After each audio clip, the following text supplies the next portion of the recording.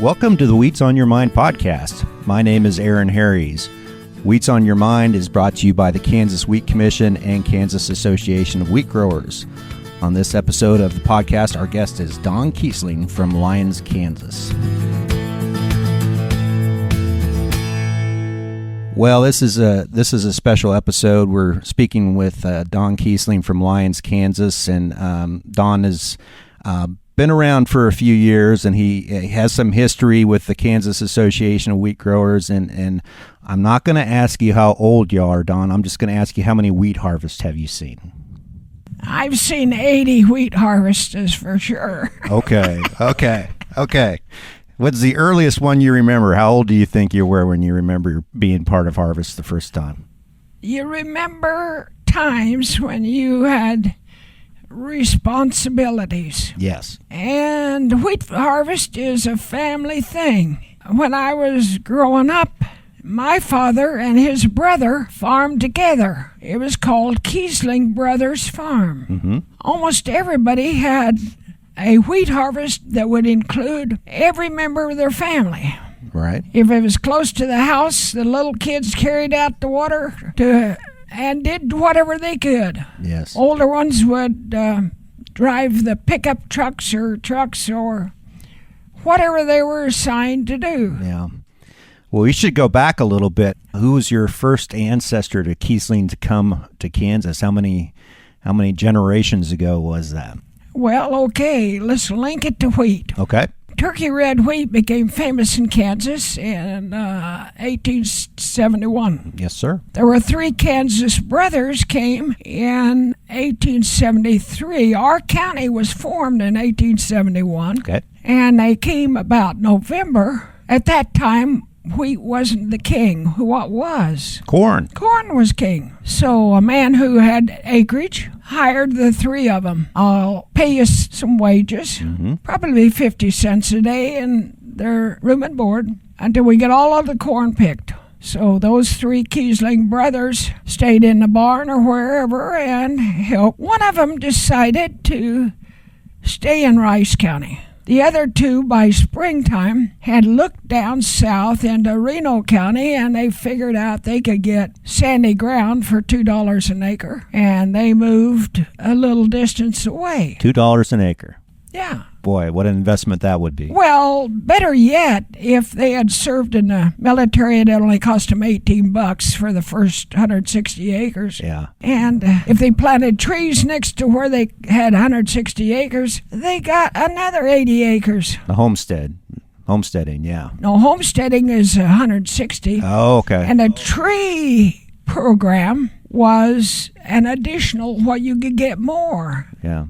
So your days as a kid when you were harvesting, tell us about the kind of equipment that you would use for wheat harvest. I was never involved with horses. Oh, okay.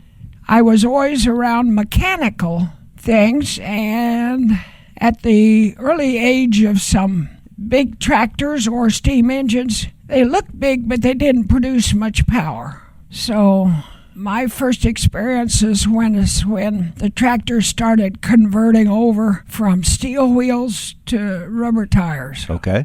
And had engines that looked big but didn't produce much power. Everything was done slowly. Mm-hmm. Did you have individual threshing machine then? Yes and no. Our first individual threshing machine was always pulled by a tractor. Yeah. Do you remember your first combine? Oh, I remember when I had responsibility with the first combine. Now, it required somebody on the tractor and somebody standing on a combine to crank a wheel to raise and lower the header. Oh, okay.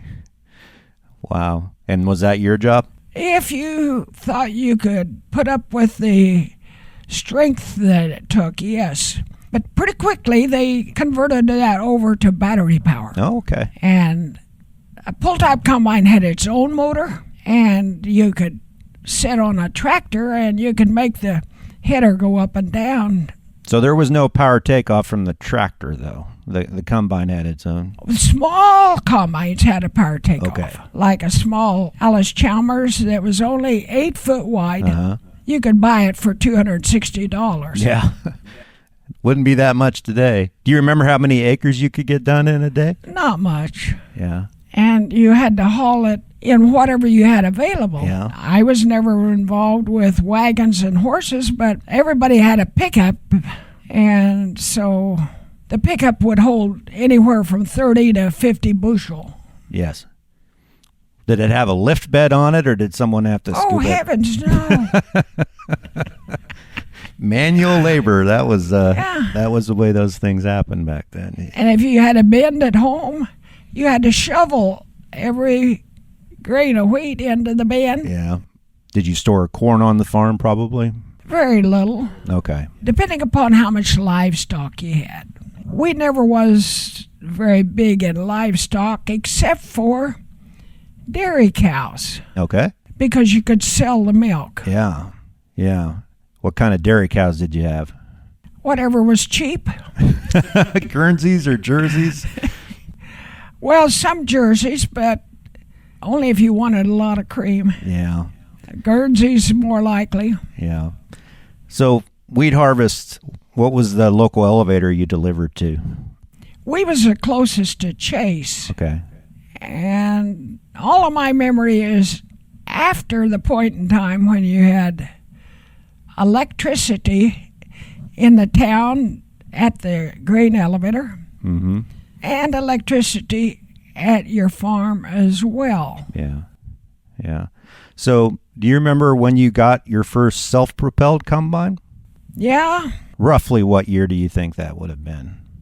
I know that's asking a lot. okay. It would have been probably about 1945. Okay. And make the rims wide, and it would begin flotation. But you had to put chains on a self-propelled. Mm-hmm. Now, my dad bought the combine at Lincoln, Kansas, and somebody had converted it over from a mechanical drive to what you would call automatic transmission today. Okay. Yeah, right. The only thing that was bad about that is automatic transmission helps you when you're going uphill, but it's like you're free falling if you're going downhill. And before they got it home, they drove it off the road. We had to repair the damage. Oh, my. What do you think your dad paid for that combine? I doubt if you saw the price, but it couldn't have been more than a few $100s, I imagine. I don't know. My guess would be it would be a used combine and less than $500. Yeah. So what was your favorite part of wheat harvest? Families get excited at wheat harvest time, and so everybody gets excited. Well, they get excited until something breaks down. And then the words that aren't spoken get spoken. Happens that way with dairy cows, too. Oh, and I hated dairy cows. I milked cows until I was past being a freshman. Something happened in our family. My uncle, my dad's brother, took a vacation right in the summertime before I was a freshman in high school. He died in Colorado. So from then on, I had to do his work. I never, ever stayed after school for sports or anything like that. It was just expected. Yeah, you had to go home and do the chores. Well, and the bad part of that is milking the cows. You know, I didn't mind being on a tractor. What was your job during harvest like when you were a teenager? Did you operate the combine? Did you haul wheat to town? You get broke in shoveling wheat into a door in a granary or something. Mm-hmm. You have the fun when you're chewing the wheat and making gum out of it. Yeah, still do. And you have the joy of hearing when you have a good harvest, it happens. Yeah. And a good harvest means we want no rains till it's over with. But that don't happen. Yeah. What did you, I suppose you had big meals out at the field during harvest time? Sure. Ladies bring you lunch? What'd they feed you? Too much. But you were working hard back then. Yeah, we were working it off. You woke up, Mom would say, I need 5 hens today, or I need 5 roosters today if we got young chickens out in the chicken pens. Mm-hmm. So I would go get 5 chickens, and she'd be out there with the hot water, and their heads would come off, and that's how you started the day. Didn't get one out of the freezer. No. So what would be something that you had to do every day that kids today just wouldn't be familiar with, other than catching the chickens? Well, I was raised in a time when we ate a huge variety of things. The neighbors would help you. You'd do butchering and maybe 1 or 2 pigs, calf, not fattened enough. But we also had around the yard and everywhere tame geese, tame ducks. Okay. And we raised rabbits at times. Really? Sometimes the rabbits would be sold off to a packing plant at Hill City, Kansas for a big price because they were white New Zealand's. And they had a market for the rabbit meat and the fur. Wow. Did not know that. History in Hill City. That's something to look into.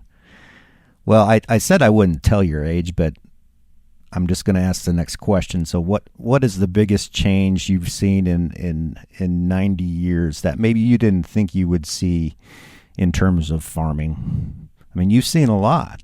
You want me to tell you what's the biggest change in farming? Or the biggest change in anything? Well, the biggest change in anything, I say, thank you, God, for the modern health care that we have now. Yeah.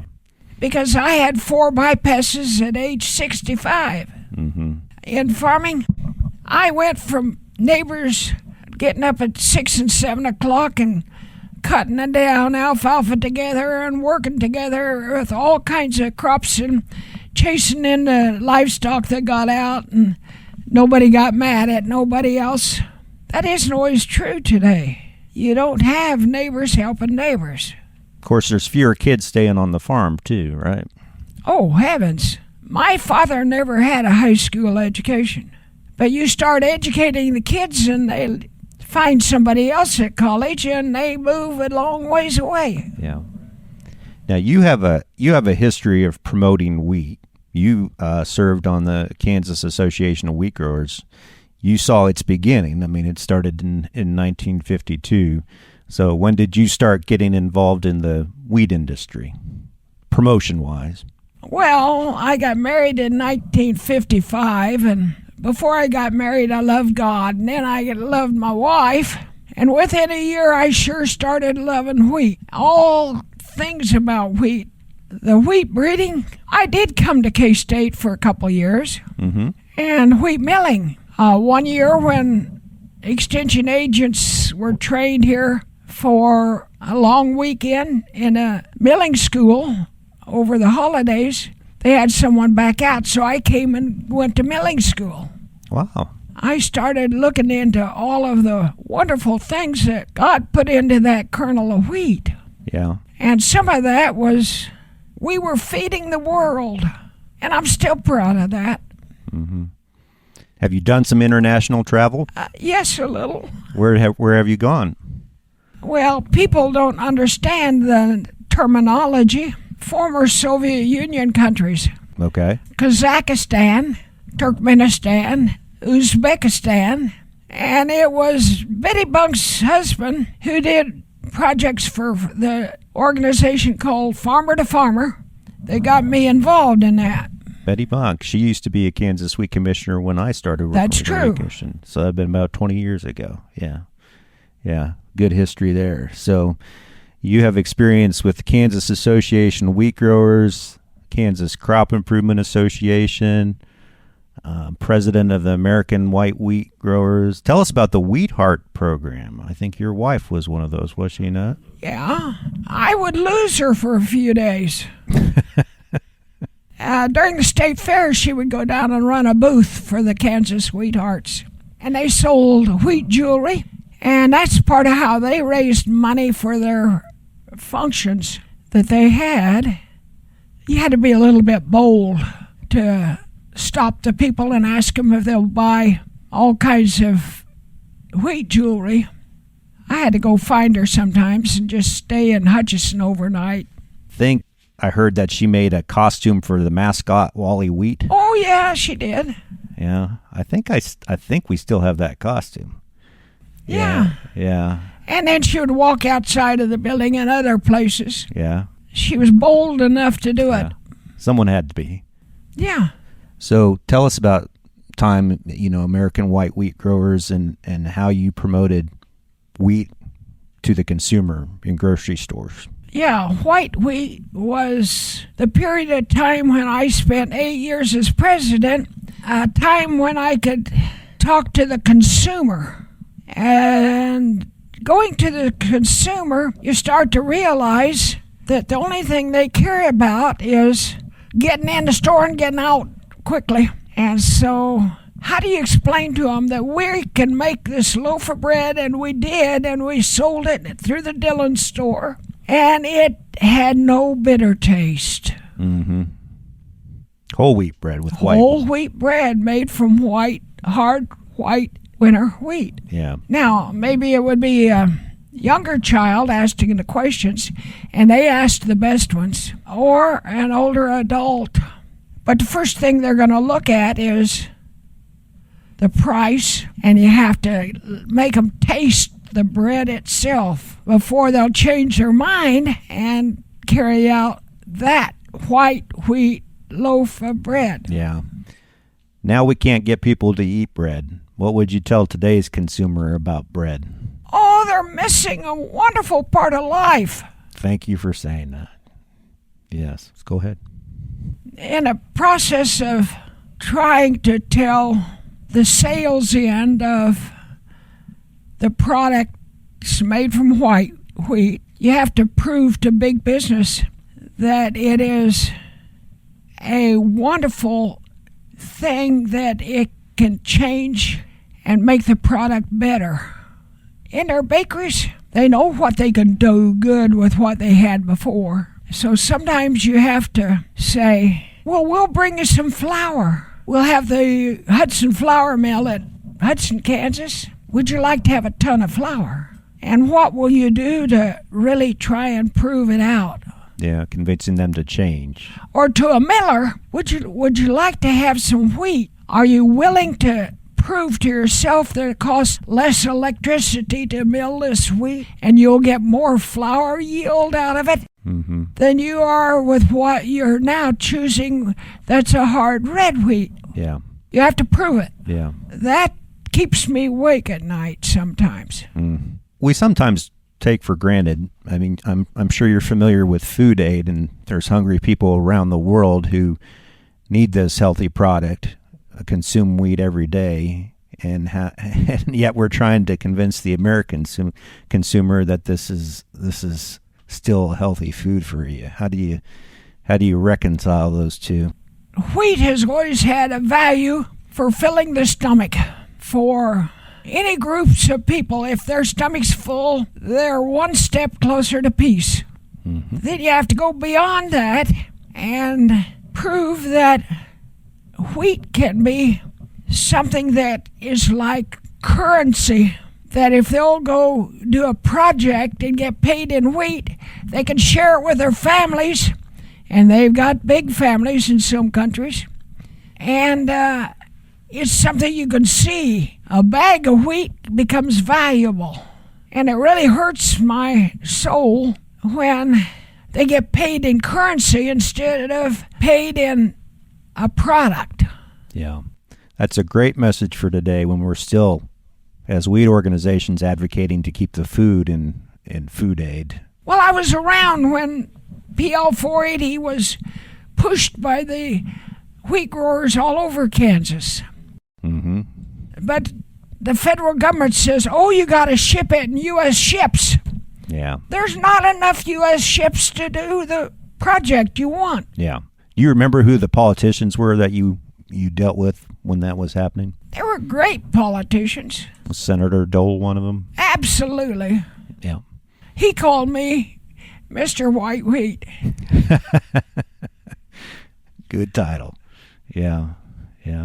Well, let's talk about the evolution of wheat itself. I mean, you've seen certainly dramatic increases in yields. You've seen used to be just public university wheat varieties, and then we've got private companies now. We've got international European companies like Lima Grain. We've been through the hybrid wheat experiment in your lifetime, and that's coming full circle. Tell us about some of those things. I'm one of the rare people that grew hybrid wheat for 2 different companies. Oh, really? And in both cases, none of it ever was put in a bag and sold as for seed because there was too much cross-pollination going on. Oh. And they could not prove out the yield advantage. Those first years for hybrid wheat was tough to sell a high-priced hybrid to a skinflint of a farmer. You know, it doubled the price. Would this have been in the 80s? Yeah. Yeah. So what do you think the odds are good this time around with hybrids from what you hear? You have to prove over and over and over to a farmer that their investment is going to give them a good return. Yeah. Can't just try out soft wheats and other kind of wheats. Mm-hmm. Until turkey came along, turkey red, we had a mixture of wheat that got loaded into boxcars. It was all kinds of spring wheats and hard red. Different classes. Different classes of wheats. Yeah. And all kinds. Hybrid wheats are maybe a little easier to prove today because farmers use a lot of technology and read a lot of books. And they read the research. Well, for a long time in their area, there was a wheat called Wichita. Yes. And it was an early wheat.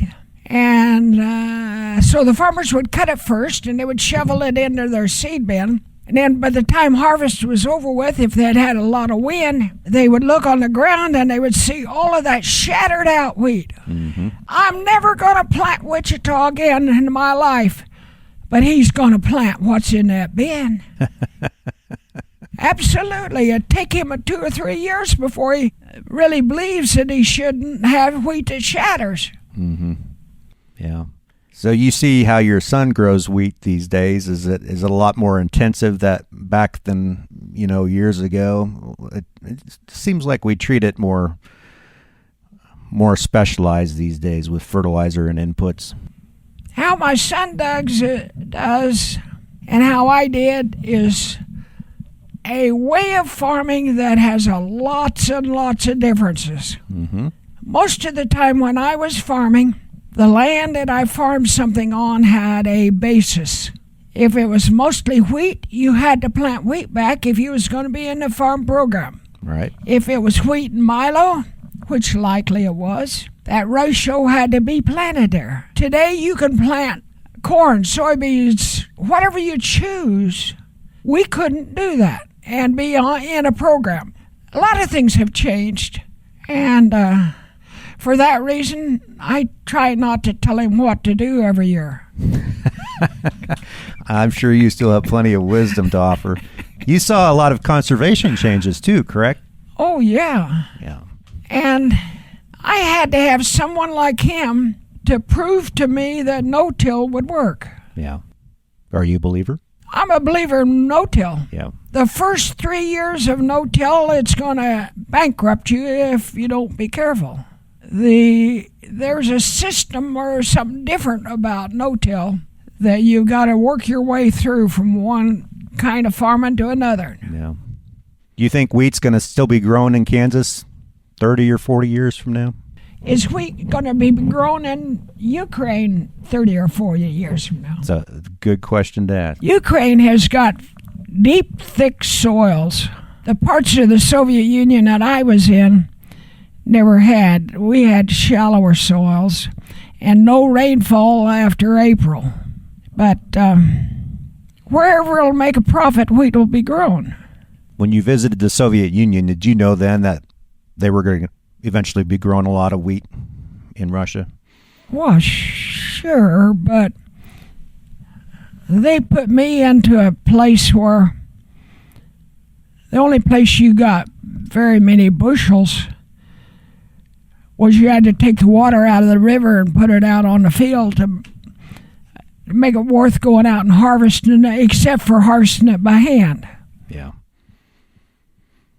You've seen a world that's gone from just a handful of wheat markets to dozens of wheat markets. Yeah. What do you think's going to happen in the next decade or two in the global marketplace? You have to follow the money, and I'm not wise enough to know how the money is going to make it work. Okay. Yeah. Isn't that what changes things? Absolutely. I don't think that ADM cares whether they move a crop from South America to China or from the United States. They can make the same amount. Yep. It's an excellent point. Kansas Wheat has the organization. The wheat growers and commission have evolved and moved around. It used to be in Hutchinson because that's where the big terminal grain elevators were. So why did it move to Manhattan in the 80s? Well, there's a list of pros and cons. It moved about the time when the wheat growers got behind a movement that would allow there to be a wheat commission. A checkoff, if you call it that. Right. Okay? Mm-hmm. And the wheat growers never did have much money in their bank account. Plus, it wasn't easy going out and getting a lot of new members every year. So they kind of changed their focus and said, let's get this through the legislative body and have other states of doing it. Let's have a wheat commission. And until then, there wasn't the money to start promoting their research and other things that needed to be done. The farmers wanted it. The wheat growers wanted it. Sure, I wanted it. I was always the kind that wanted to go to every test plot I could go to and find out the value that they're putting into a new wheat. And K-State picked up on that research, and then the commission, I think, probably moved to Manhattan to be a little bit more involved with that. Yeah. Now, where I live, there's a place called Cow Creek, and there's a lot of flood ground. And one of the private wheat breeders, his name was Clark, he would pray for hail and wind. He wanted to have the strongest straw that any wheat had ever had. And Mr. Clark came up with several wheats, but one of them was Red Chief. The people in Cow Creek loved it because the floods could go up over it and it'd pop back up and they could still harvest it. It wouldn't shatter out. They could still get it a month later. Guess what? It wouldn't mill worth a dang. It was such a bad milling wheat that the federal government says you can't get a loan on that variety. Uh-huh. You can't put it in a federal storage and take out a loan. Oh, the grain graders have to acknowledge that it's in these boxcars headed for the mills, and then the millers would discount it another 20 cents. It was great for one characteristic, but not for the end run. A message that's carried through. There's a lot of boxes to check, and you got to make the farmer, baker, and miller all happy, too. Yeah. Did you have a flour mill in town when you were a kid? Our nearest flour mill was Sterling, Kansas, 8 miles away. Okay. I never did take wheat there and have it toll milled. You know, they'd keep a fourth of it. Yeah. And you'd get flour for the rest. Right. Or a third of it. So, Don, tell us about some of the wheat varieties you've grown. What name a few that kind of stick out to you, were your favorites, and maybe the one that you saw the best yield from. Okay. Well, the best yield comes from a whole combination of cool weather before harvest time moisture when you need it, all through the winter and up to harvest time. A variety that holds on to that green leaf and keeps it green so that more pounds of wheat can be on every field. So you have to have the right year first. Now, for me, I think that of the wheats that people know today, Jagger was the one that filled it best. Haven't been many like it. No. Now, Arcan did a pretty good job, but here Arcan had a problem. The people who graded wheats at boxcars or wherever it moved never did learn how to grade Arcan. A lot of it had these puffy fat kernels. Oh, did they think it was soft and wheat? They thought it was soft wheat. Yeah. And the corridor of wheat from Wichita up through Salina and clear to Nebraska line was discounted terribly at times by poor grading. Okay. I went to grading school once. Then I went to Kansas City and I said, I'll take the test with your graders. And I did. I had been given a set of their samples. I did well. So sometimes it's odd things that cut down on the value. Mm-hmm. Now, it used to be that K-State would name their wheats after something that had to do with Indian tribes. Sure. A few private breeders did the same thing, but not much. But when you look at K-State wheats, the beginning of my farming was kind of only K-State wheat and then one or two strays. For example, for years, Triumph was called all kinds of names. Really? And Oklahoma promoted that because they didn't have any rules or regulations in their seed certification agency. They had to stick with the name Triumph. K-State's done a wonderful job of having both the researchers and holding the seed producers responsible for keeping it pure once they get it. And I mean here at Manhattan and at Fort Hays. Never forget Fort Hays. They came up with some wonderful stuff. Yep, still do. Well, when you're breeding wheats, every once in a while there's one that comes up that a private breeder will let go for a different reason. I remember there was AgriPro had a wheat that was grow tall, stiff straw. You could plant it early, you could run cattle on it all winter, and it would still have some grain that was halfway decent. Mm-hmm. The money was in the cattle. Still is today, ironically. It is. So you kind of have to focus your research in on a special market once in a while. Yeah. K-State liked the name wheats after famous persons, and I like Ike. Yeah. It wasn't the best wheat, but I liked the name. You were born during the Dust Bowl and the Depression, so you've seen the recovery from that in two ways, both an economic recovery, but also what we learned in terms of farming practices and conservation. How long did that take to recover from the Dust Bowl in those ways? We're still recovering. Wheat is, if you're only talking about wheat in Kansas is where a lot of people start their farming. They don't have as big an input as maybe growing soybeans, or they don't need the specialized equipment to get down on their combines and grub out the soybeans. Wheat is an entry-level crop, and deep in the heart of a huge number of people is a lot of people that want the independence of farming. That's good until you have to borrow from the bank, and then reality starts to set in. Those that want independence might have to look at a different crop, one that can be value added a little quicker. Yeah. And they need to increase the value. But was wheat in a large part the way we recovered from the Dust Bowl? I mean, that's kind of the foundation of how farming grew out of that? Well, in that period of time enters something that's called politics. And farm history cannot leave out political action. And it's a political action that the farmers want and smart congressmen want both, is they want the soil to still be productive because all the best houses are being built on it. Yeah.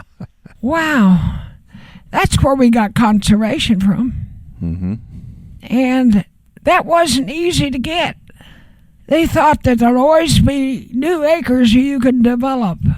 The Dust Bowl was caused because the western one-third of Kansas could be bought cheap, plowed once, grow a good wheat crop, and sold at a different price. The land was more valuable. Follow the dollar. So they plowed more, hired more people to come out, and they plowed more. It happened in Oklahoma. It happened in Texas Panhandle. That's where the dust came from. Follow the dollar. Mm-hmm. It was the value of the land that was being blown away. Go ahead. Well, a lot of people don't realize that the best ground is where people want to build and expand or look for something in that soil that has got a magic quality. And we're running out of good natural soil. Here at Manhattan, you can look at a limestone rock. It takes 1,000 years to take the top inch of that rock and start making soil out of it. It's no quick fix. Yeah, we've lost a lot of acres since the 30s, the Dust Bowl, and taken some of the poorer acres out of production, and we're intensively managing what's left. And then on top of that, we did things that was smart for the city people. We built big dams and let all of the good soil go down into the dams. Yeah. To protect the homes. Yeah. Some states have better soil than Kansas, and some of those states are where people like to live too. Yeah. I was born 14 days after Black Sunday. I did not. April 15th or 16th, 1935. Looking back over your 9 decades, a lot of that in farming, you got a lot of wisdom. What advice do you have for young farmers going forward? Inherit a lot of money. Well, that's easy. And have a good mechanical skill. Yeah. Learn to use gray tape and WD-40. All of those things that you need when you're starting up are either provided with having a lot of common sense, kind of stingy, watch out where you spend your money, and having a wife that will go along with that. Wise words. Mr. Keesling, this has been a pleasure. Thank you for sharing your stories with us, and I'm sure a lot of people will appreciate listening to this. Okay, thank you. A very special thank you to Don Keesling for being my guest on this episode of the Wheats on Your Mind podcast. If you have any follow-up questions or suggestions for future podcasts, please email us at kswheat@kswheat.com. You can find all previous episodes at wheatsonyourmind.com. Thanks for listening.